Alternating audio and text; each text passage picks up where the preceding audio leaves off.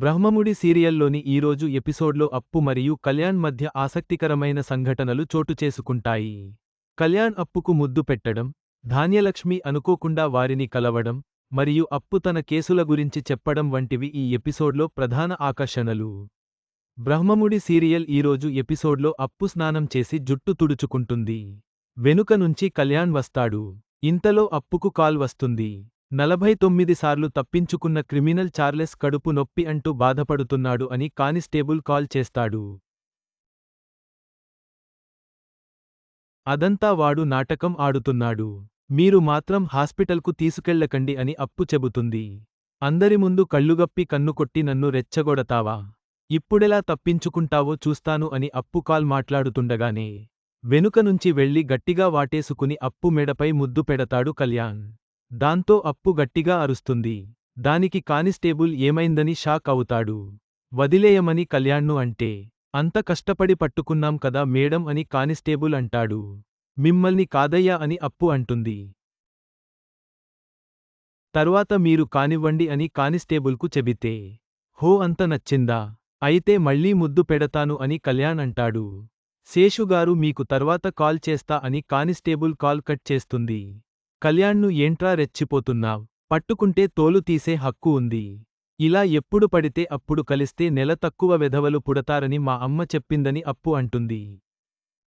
మరి మా అమ్మకు చెప్పి మంచి ముహూర్తం పెట్టించనా అని ఫస్ట్ నైట్ గురించి అంటాడు కళ్యాణ్. కుదరదు. ముహూర్తం పెట్టగానే నేనేం హౌజ్ వైఫ్ కాదు. నేను వెంటనే పూర్తి చేయాల్సిన కేసులు 3 ఉన్నాయి. అవి పూర్తి కావాలంటే 3 నెలలు అవుతుంది. అలాగే నాకు ఇప్పుడు పిల్లలు వద్దు. 2 ఏళ్లు ఆగాల్సిందే అని అప్పు అంటుంది. అంటే అప్పటివరకు పస్తులు ఉండటమేనా అని కళ్యాణ్ అంటే లేదు అని అప్పు ముద్దు పెడుతుంది. ఇలా స్నాక్స్ దొరుకుతాయ్ అని చెబుతుంది. నాకు ఇలా స్నాక్స్తో కడుపు నిండదు. టిఫిన్స్ కావాలని కళ్యాణ్ అంటే, అయితే స్నాక్స్ కూడా పెట్టను అని కళ్యాణ్ను తోసేసి బయటకు వెళ్ళిపోతుంది అప్పు.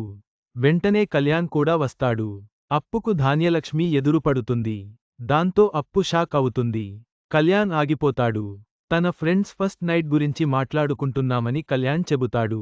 అడక్కుండానే ఆన్సర్ చెబుతున్నావేంటి అని ధాన్యం అంటుంది. అడుగుతావేమో అని చెప్పిన కళ్యాణ్ వెళ్ళిపోతాడు. అంటే వీళ్ళిద్దరికి ఇంకా మొదటి రాత్రి కాలేదన్నమాట. వీడిని అది దాని కొంగుకు కట్టేసుకుని ఆడిస్తూ తన గుప్పిట్లో పెట్టుకోవాలని చూస్తుందన్నమాట. దీని ఆటలు సాగనివ్వకూడదు అని ధాన్యలక్ష్మి అనుకుంటుంది.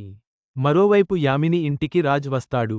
ఎప్పుడు లేని విధంగా నీ ఫేస్ మూన్ లైట్లా వెలిగిపోతుందేంటి అని యామిని అడుగుతుంది. యామిని ఏంటి ఇలా గుచ్చి గుచ్చి అడుగుతుంది. కళావతి ఇంటికి వెళ్ళింది తెలిసిందా ఏంటి అని రామ్ అనుకుంటాడు. రామ్ ఏదోటి కవర్ చేస్తాడు. నువ్ ఎక్కడికి వెళ్లావో తెలుసు. ఎవరితో కబుర్లు చెప్పావో తెలుసు. నాతో కహానీలు చెబితే నమ్మేంత పిచ్చిదాన్ని కాదు అని మనసులో అనుకుంటుంది యామిని. కలిసి భోజనం చేద్దామని వైదేహి అంటుంది. తినేసొచ్చానని రామ్ చెబుతాడు. దాంతో యామిని వెటకారంగా మాట్లాడుతుంది. కరెక్ట్గా అర్థం చేసుకున్నావ్ అని రామ్ అంటాడు.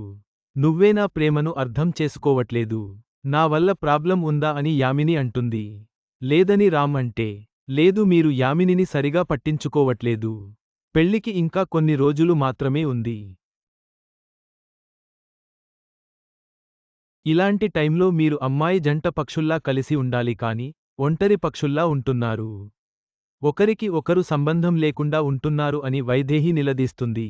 మీకోసం ఇంట్లో ఒకరు ఎదురుచూస్తున్నారు ఆలోచించట్లేదు. మీకోసం యామిని తినకుండా ఎదురుచూసింది. మీరేమే తినేసి వచ్చారు అని యామిని తండ్రి అంటాడు.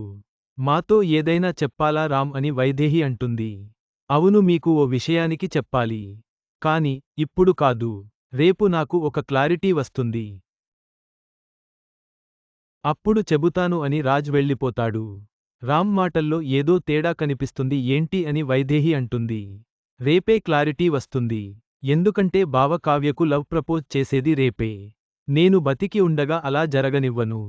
ఆ కావ్యకు బావ ప్రపోజ్ చేయకుండా ఉండేందుకు మీ ఇద్దరి హెల్ప్ కావాలి అని యామిని అంటుంది.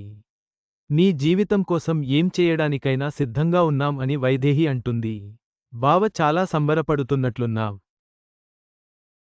కాని కావ్యకు ఎలా ప్రపోజ్ చేస్తావో అది చూస్తాను అని యామిని అనుకుంటుంది.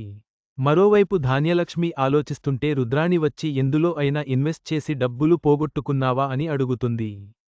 అలా పోగొట్టుకునేది నువ్వు నీ కొడుకు అని ధాన్యలక్ష్మి అంటుంది. కన్సర్న్గా మాట్లాడుదామని వస్తే కక్ష కట్టినట్లు అంటావేంటి అని రుద్రాణి అంటుంది.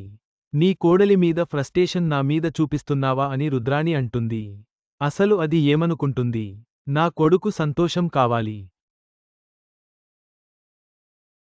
తెల్లార్లు రాసుకుంటూ కూర్చొంటే అవుతుందా?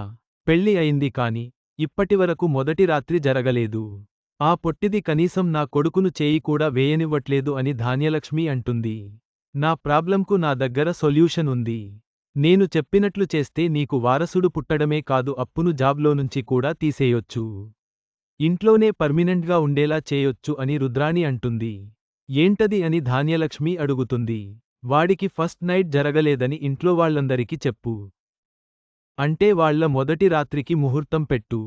అప్పుడు ఫస్ట్ నైట్ పూర్తి అయి అప్పు కడుపులో కాయో పండో పడిందనుకో కడుపుతో ఉన్న మనిషి జాబ్ చేయకు అని రూల్ పెట్టు. బిడ్డ పుట్టాక సంవత్సరం తర్వాత వాడి భవిష్యత్ కోసం ఇంట్లోనే ఉండని బ్లాక్మెయిల్ చేశావనుకో పర్మనెంట్గా ఉండిపోతుంది అని రుద్రాణి అంటుంది. ఇప్పుడు నాకు పూర్తిగా అర్థమైంది. రేపే వాళ్ల శోభనానికి ముహూర్తం పెట్టిస్తానని ధాన్యలక్ష్మి వెళ్ళిపోతుంది. ఇందిరాదేవి చెప్పిన రాజ్ ప్రపోజ్ గురించి కావ్య ఆలోచిస్తుంది. యామినికి తెలిస్తే ఏదో ఒక గొడవ చేస్తుంది. ఎలా అడ్డుకోవాలని అనుకుంటుంది కావ్య. ఇంతలో అప్పు, స్వప్న వస్తారు. రాజ్ దూరంగా ఉండటంపై సెటైర్లు వేస్తారు. రేపు బావ వచ్చి ప్రపోజ్ చేస్తారంట కదా. ఇక అంతా రొమాన్సే కదు అని అప్పు అంటుంది. యామిని గురించి ఏం ఆలోచించకు అని చెబుతారు. పెళ్లైన తర్వాత మొగుడిని నీ వెంట తిప్పించుకుంటూ ప్రపోజ్ చేయించుకుంటున్నావ్. అదృష్టమంటే నీదేనే అని స్వప్న అంటుంది. రాజ్ ప్రపోజ్ చేశాక ఏం చేస్తావ్? ముద్దు పెడతావా? గట్టిగా హగ్ చేసుకుంటావా అని ఇద్దరు అనేసరికి మీకు సిగ్గులేదు అని వెళ్ళిపోయి బెడ్మీద పడుతుంది కావ్య. రాజ్, కావ్య ఒకరినొకరు ఊహల్లో మాట్లాడుకుంటారు. మీరు ఒప్పుకుంటే యామినికి చెప్పేసి నిన్ను పెళ్లి చేసుకుంటాను. ఎవరు లేని చోటకు వెళ్ళిపోదాం. మన మధ్య ఎవరూ ఉండకూడదు అని రాజ్ అనుకుంటాడు. ఇలా ఒకరినొకరు లవ్ ప్రపోజ్, తర్వాత ఏం చేయడం అనేది ఊహల్లో అనుకుంటారు. మరోవైపు రాహుల్ వచ్చి స్వప్న ఫ్రెష్ అవుతుందనుకుంటా. ఇదే కరెక్ట్ టైం అని స్వప్న ఒరిజినల్ రవ్వల నెక్లెస్కు బదులు డూప్లికేట్ పెడతాడు. అప్పుడే స్వప్న అటుగా వస్తుంది. అక్కడితో నేటి బ్రహ్మముడి సీరియల్ ఎపిసోడ్ ముగుస్తుంది. ఈ ఎపిసోడ్ అప్పు మరియు కళ్యాణ్ మధ్య రొమాన్స్, ధాన్యలక్ష్మి ప్రవేశం మరియు వారి మొదటి రాత్రి గురించి చర్చలతో ఉత్కంఠగా ముగుస్తుంది. తదుపరి ఎపిసోడ్లో ఏం జరుగుతుందో చూడాలి.